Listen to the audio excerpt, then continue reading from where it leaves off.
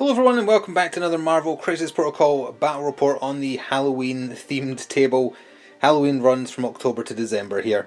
Anyway, today for you we have a 19 threat match between the Uncanny X-Men and the Cabal.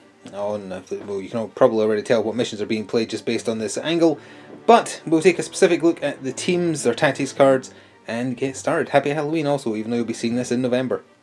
So here is the Uncanny X-Men being led by X-Men Gold affiliation bonus Storm.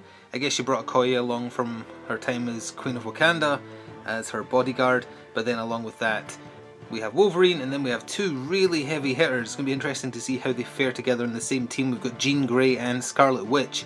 So that is it, 5 miniatures for 19 threat, and their tactics cards are First Class Mental Domination, To Me My X-Men, Exceptional Healing, and The Whims of Chaos.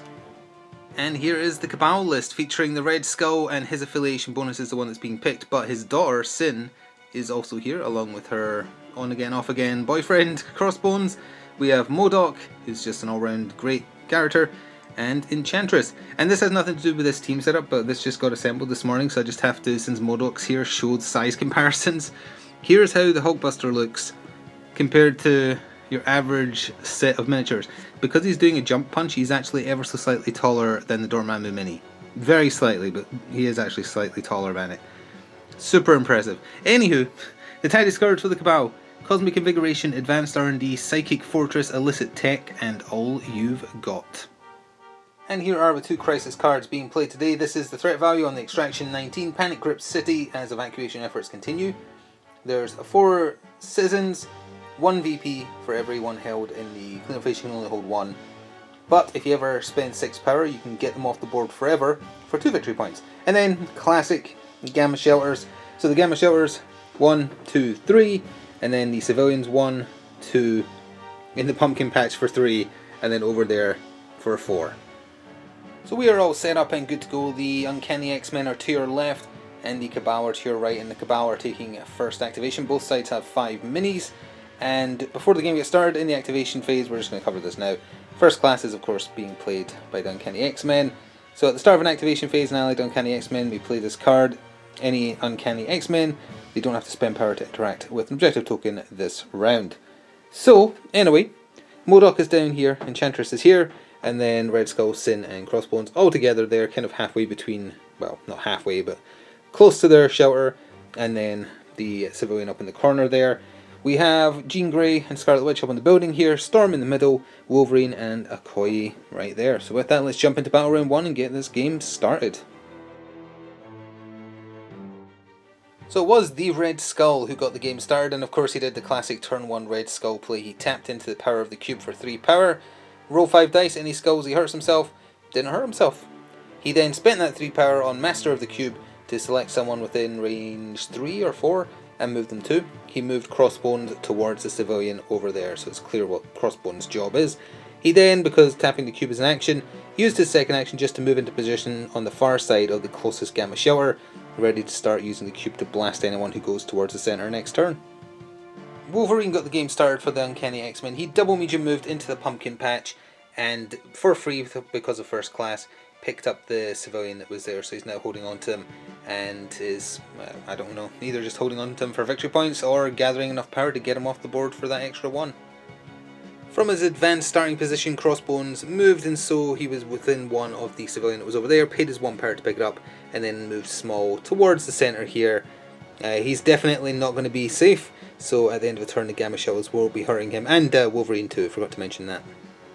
From up on this building, Jean Grey activated. She and Scarlet Witch can both fly, so not being hindered at all by starting up there or anything. She flew down to here, didn't need to pay because of first class to take the civilian that was there, and then medium moved towards the centre again, similarly to Crossbones. There's going to be a brawl in the middle, as there often is when Gamma Shelters is in play. The mighty MODOK activated, and he only moves small, but he does of course have that huge base. Worth mentioning as well, actually, the Hulkbuster's on the same size base but moves medium. He can cover a lot of ground, much like Dormammu can. Anyway, MODOK moves small, paid 1 power, pick up the civilian, and then moves small again. He is also not safe. The Gamma Shelters are going to be protecting barely anyone this turn. Okoye moved up and into position there, so she's holding the back line Gamma Shelter for the X-Men, but also getting that nice little bit of cover as long as whoever's hitting her isn't within whatever range of it. Daughter of the Red Skull, Sin activated, and she is very brazen. She has charged forward and is currently the only one securing the central Gamma shelter. If that's true at the end of the turn, that'll be 2 points for the Cabal. Second last activation for the X-Men was Gold Leader Storm, and to counter Sin's placement, she double medium moved as well. Covers the same distance. She is now contesting that central Gamma shelter. Both of them are safe from the damage, but they cancel each other out in terms of who would score the victory points. Well, we're already at the last activation for the Cabal, and it was Enchantress who was up on this building, and she moved down and towards the centre. Here she can fly, so again no hindrances by scenery or anything, and now that pretty much forces Scarlet Witch's hand, assuming she doesn't want to do some damage. So there's been a bit of a disastrous placement in terms of where Scarlet Witch started. She moves medium, she can fly, but 2 medium moves, it does get her safe, because you have to be within 2 to be safe from the Gamma waves that sweep across the level, but she's not within 1, so she isn't contesting, which means that Cabal have majority on that central Gamma shelter. And because everyone was just positioning, as it always is with Battle Round 1 in this game, although it's going to be a big brawl in turn 2 onwards, we already are at the points and cleanup for Round 1.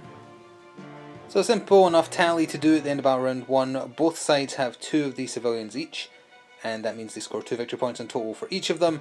The Uncanny X-Men hold their back Gamma shelter for 1 victory point, but the Cabal hold their back Gamma shelter for 1, and they also hold the centre for 2, because Enchantress and Sin counteract Storm, and as previously explained, Scarlet Witch is not within contesting distance.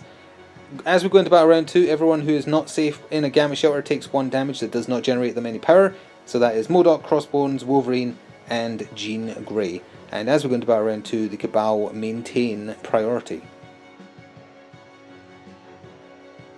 So to get Battle Round 2 started, MODOK activated. He stayed where he was, so he's still going to get damaged at the end of a turn by not being in a Gamma shelter, but he wanted to come out swinging, and boy did he. He did 2 Psionic Blasts on poor Storm. The first one only did 1 damage with no wilds. The second one did 4 damage with 2 wilds, so he stole a bunch of power because it's before damage is dealt. And then he dazed her because she has exactly 5 health on her healthy side, so she is down for the round. He then spent 2 or 3 on Imbecile, All the World is a Weapon to MODOK, picked up the big chunk of boulder that was here, flung it at Jean Grey. She did okay with her dodge roll though, and took 1 damage. So first up for the X-Men in Battle Round 2 was Jean. She moved into the central Gamma shelter, so she is helping to secure it. She then spent 3 on Mental Domination, which she or Cassandra Nova can play. You pick an enemy character within 3, you advance them small, and then you do the above attack, measuring from the person you moved, and add on dice equal to their physical defense, and you can reroll any number of the opposing defense roll. She selected Sin, forced Sin to move over here right next to MODOK. She did the Mental Domination attack. It didn't do too well with the roll, sadly. MODOK's only got 2 physical defense, so was hoping for better, but it did 2 damage to him, and did force Sin away from the Gamma shelter in the centre. So next up for the Cabal was the Red Skull, and you might notice something has changed on the battlefield. That's because, well, first of all, we'll cover his activation. He tapped the cube again, didn't damage himself either, and then did the exact same thing. He spent the power he tapped the cube for in order to move Crossbones to where you can see him. Also during his turn, Cosmic Invigoration was played, so while he's within 2 of another allied character, with an activated token they can each spend 2, so he and MODOK spent 2 because he is within 2 of them just. Remove the activated token and then roll 3 dice for each hit, crit or wild.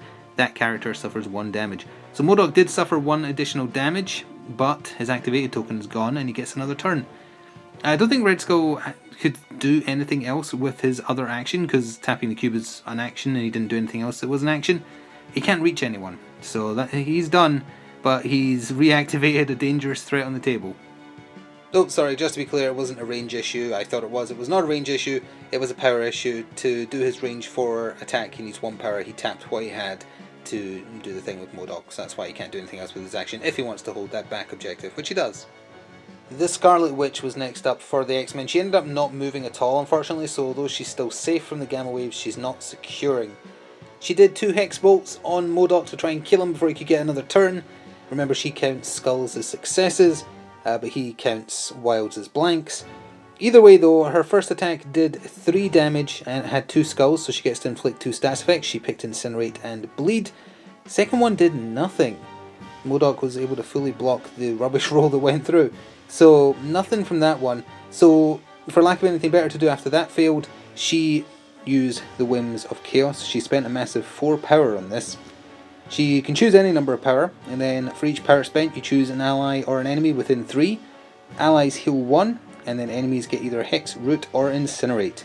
She healed 1 on Jean, and then Enchantress and Crossbones were set on fire, spontaneously combusted, and then MODOK also got Hex put on him. And remember, she has that aura around her where a few stats effects are harder to get removed or can get removed. I can't remember now. Hex is one of them. Incinerate sadly is not. So even though he's already activated this turn, thanks to Red Skull, MODOK was up again, and he used 2 Psionic Bolts. He used them on Scarlet Witch because Jean Grey has better Mystic Defense by 1. She's 5 compared to Scarlet Witch's 4. The first one did 2 damage. The second one did 3, and that was also keeping in mind that his crits don't explode because he's hexed. But she's at 5 of 6 damage. She has 1 health remaining.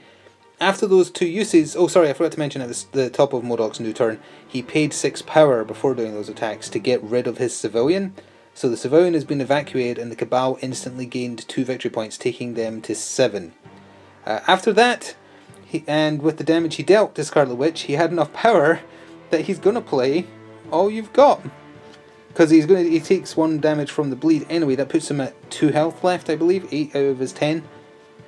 When a character of its threat level 6 or less would gain an activated token at the end of its activation, they can spend 4 to play this card. They don't gain an activated token, your turn does not end, then you must activate that character again.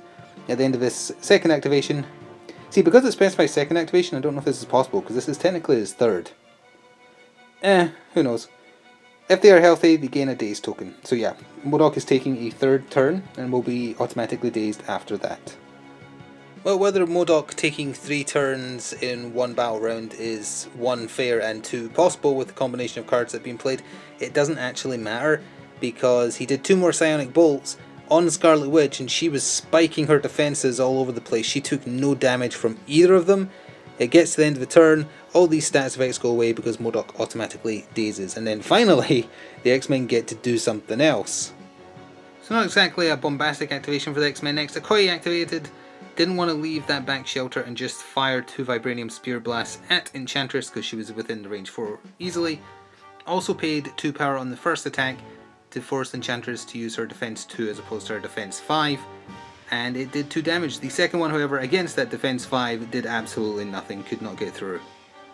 Enchantress was next up for the Cabal. She stayed where she was and did an Enthrall for 3 power on Scarlet Witch. It did 1 damage, which was enough to daze her. She then just used her basic, what's it called again? Spurn Affections. Beam 5 energy on Jean Grey, and it did 2 damage, which isn't too shabby. If you're wondering why she didn't try and use any manipulation to make people advance, it's because Jean has enough power sitting on her that she can negate the forced advanced, and she can only use it on enemy characters other than, like, she can't move her own team. So that's why Jean is now the only one for the X-Men holding that though, so it's currently a draw. They have Wolverine now, but then Crossbones and Sin get to do whatever they want. So Wolverine activated and he couldn't do anything else. He double medium moved to contest the central Gamma Shelter and also just to get in the way to stop the Cabal moving more people in. Didn't have enough power to do his move plus attack. So that's all he could do, and that is the X-Men done for turn 2. So it's over to Sin and Crossbones. So of the 2 it was Crossbones who activated first. He moved into where you can see him and then did his basic strike on Jean because she only has 3 physical defense. But despite that, she was able to fully block the damage and took nothing. And Sin moved in to help contest that middle objective. Quite the mess there. And then she shot her automatic pistols with rapid fire, so she technically got to fire them twice, into Jean. Each one did 1 damage, leaving Jean on 1 HP remaining on her healthy side. And that does take us to the cleanup and scoring for Battle Round 2. So at the end of Battle Round 2, we are all set up for that big brawl in the centre. Keep in mind that during the round, MODOK did get rid of the civilian he was holding for 2 victory points. The Cabal still hold on to the other civilian they had on Crossbones for another 1 victory point, and they hold their home Gamma Shelter for 1. No one is holding the central Gamma Shelter because it's 2 healthy characters each. Jean, if she'd gone down, then the Cabal would have had it. But Jean and Wolverine, and then Sin and Crossbones, so it's a draw in the middle. For the X-Men, they are still holding on to 2 civilians for 2 victory points, 1 on Wolverine, 1 on Jean. Again, if Jean had went down, that would have been a massive difference. And Okoye is holding the home Gamma Shelter for 1. As we go into Battle Round 3, the X-Men take first activation, and it is 6 to the X-Men and a massive 9 to the Cabal, so they are still pulling ahead. So Jean Grey got Battle Round 3 started for the Uncanny X-Men, and she immediately spent 6 power to evacuate the civilians she was holding on to, putting the Uncanny X-Men to 8 versus 9, victory point wise. She then did 2 Sonic Bolts on MODOK to try and kill him because he only has 4 health on his wounded side. The first one did nothing, the second one did 2, so he's on half health, so he's pretty low as well. She's banking 4 power even though she has 1 health, because that's to try and force the issue, because as long as she's conscious and able to spend that power, she can stop Enchantress from moving anyone around, or MODOK for that matter. So sensing that he may not be long for this world, MODOK activated, he moved up small to get within range and used Doomsday Chair for 3 power. He used it on Jean Grey, 7 dice physical, and then he can do another one for free within 2 of her. Bit overkill for someone with 1 health, although saying that, he only did 2 damage to her, so it was kind of close. Either way though, she is dazed. The other one was selected to be on Scarlet Witch because she has pretty bad physical defense, and indeed it did 4 damage to her, so she has 2 health left on her wounded side. So you might have been expecting Scarlet Witch to activate next, but there was the rare opportunity for an area of effect attack to hit most of the enemy team. So Storm activated and spent 4 on Hurricane, which is area 2 around her, which means it caught Sin, Enchantress, Crossbones and MODOK. Enchantress and MODOK instantly take 1 damage, or after the effects take 1 damage, because they have flight and they innately take 1 damage from it. And you can see the kind of damage it did. MODOK took 2 plus the 1 from flying. He is gone. Enchantress took 3 plus the 1 for flying. That's enough to daze her, so that Incinerate will go away as well. Oh, and she paid the 2 to force her to use 2 dice for the defense roll. Sin took 2. The other 2 damage came from her other action, which was a lightning bolt to Sin's face, so Sin is also dazed. So Storm had an exceptionally good turn there.